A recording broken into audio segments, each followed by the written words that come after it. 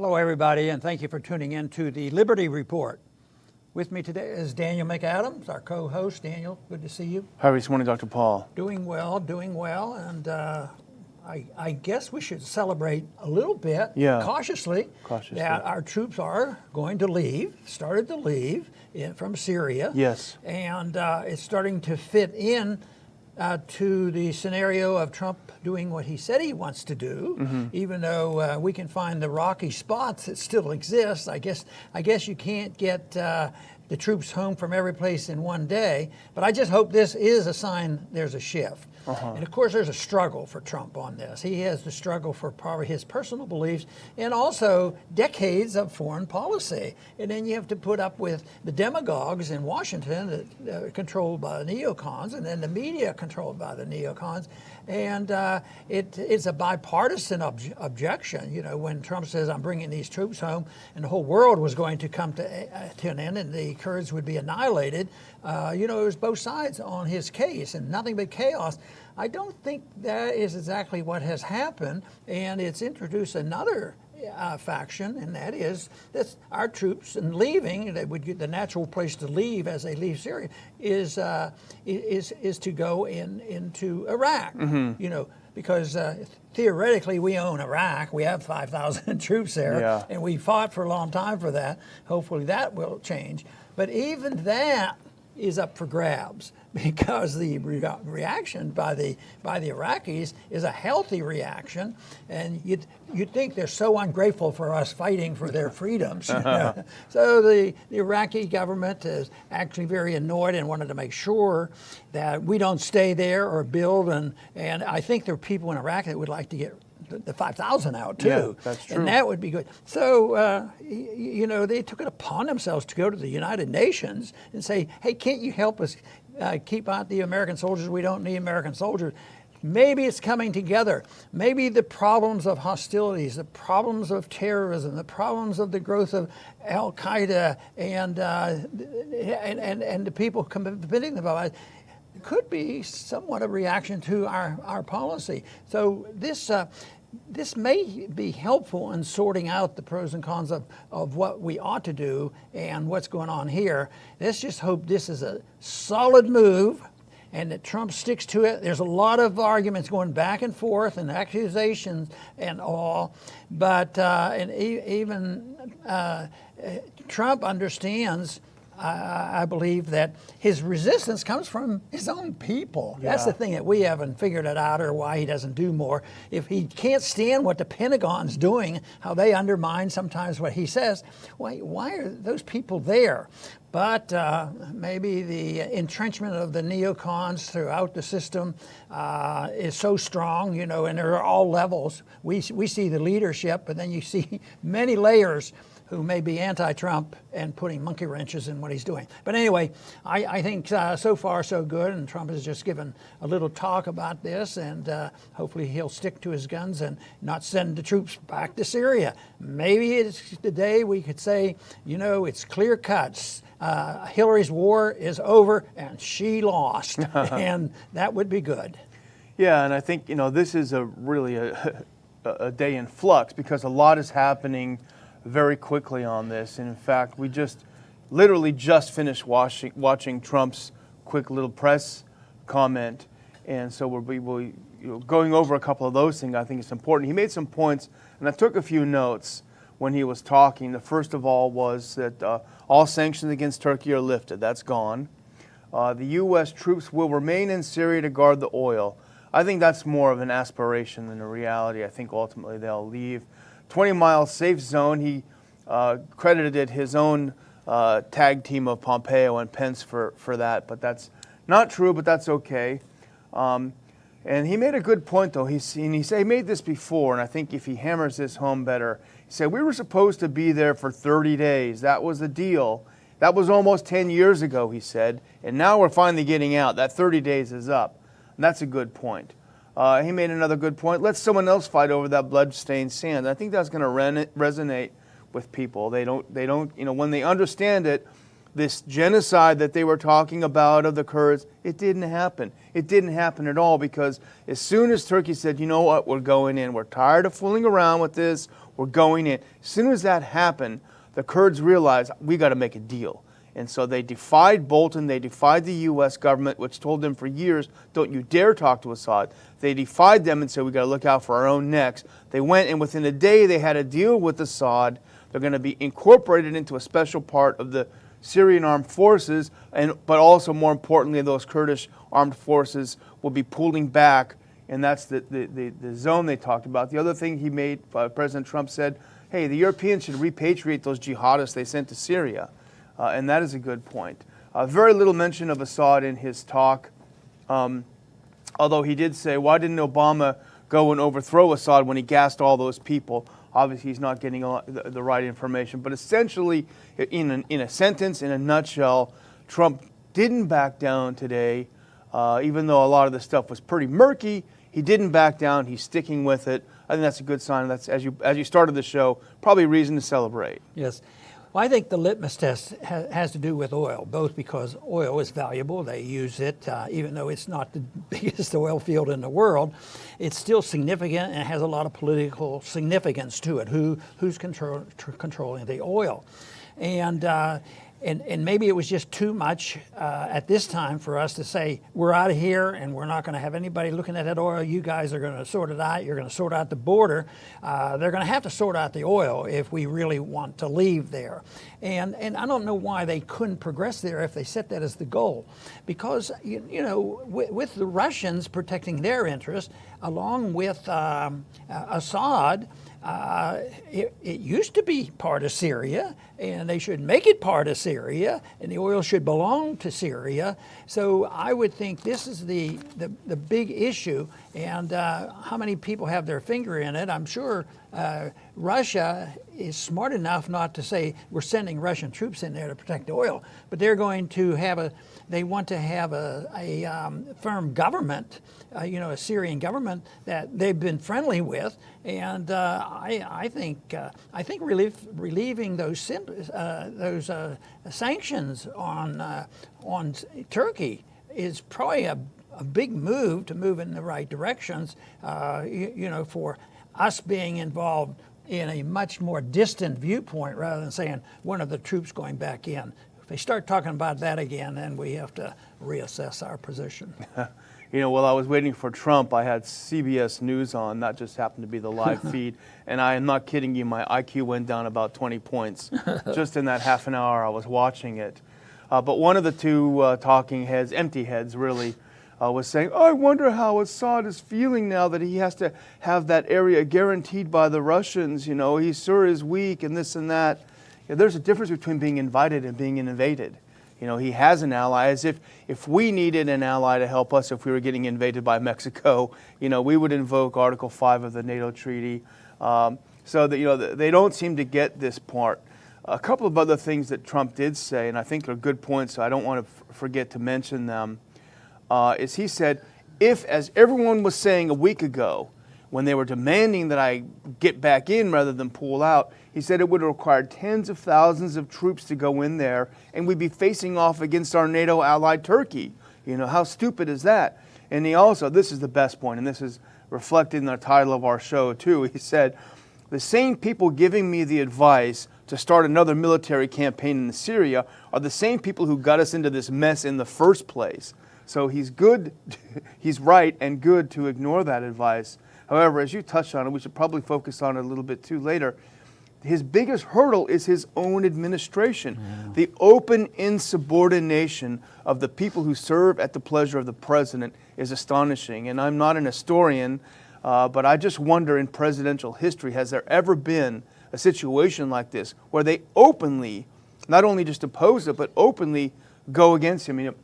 There's a piece we read earlier, James Jeffrey, who's a special representative for Syria, he's actively acting to sabotage Trump's decision to withdraw. He told the Kurds very recently, don't you dare talk to Assad, when that really is the only thing that saved the Kurds. And there are so many other examples.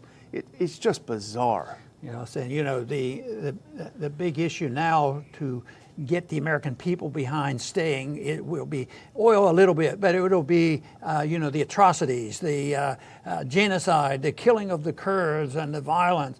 And so far, there's been violence, but not nearly what they had projected. Now, when Obama was still in office and starting this, he didn't like atrocities and people being killed, so he set up a bureaucracy, a board, to monitor this to make sure there are no atrocities, as if that would have any difference. But I think that the Republican and the administration now is currently thinking along these lines, and they had what they had was called Atrocities Prevention Board, and certain leaders, which is just politicking and when it was set up under Obama, there was somebody indicated that the rule ought to be, do no harm. And I thought, well, that is great advice. If you want to prevent atrocities, do no harm.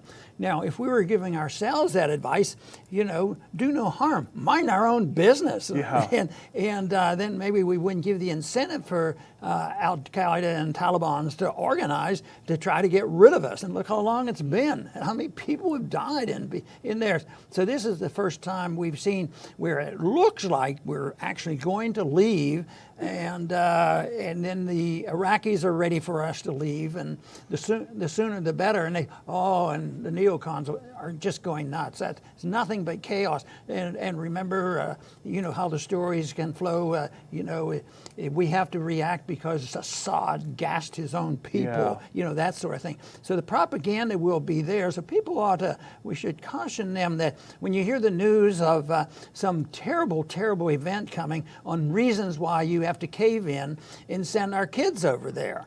It just makes no sense whatsoever, and it makes our case that it would have been better off for all those people in the region, all the people who live there, all the people who lost family members, and the suffering and the cost to us could have all been prevented. My daydream is, just think, what would it have been like if we had not had George Bush and actually George H.W. Bush feel absolutely obligated to go in there with troops and demanding and changing and controlling, and just let them sort it out. And that's more or less what's happening right now. The Kurds aren't being slaughtered, and things are being worked out imperfectly.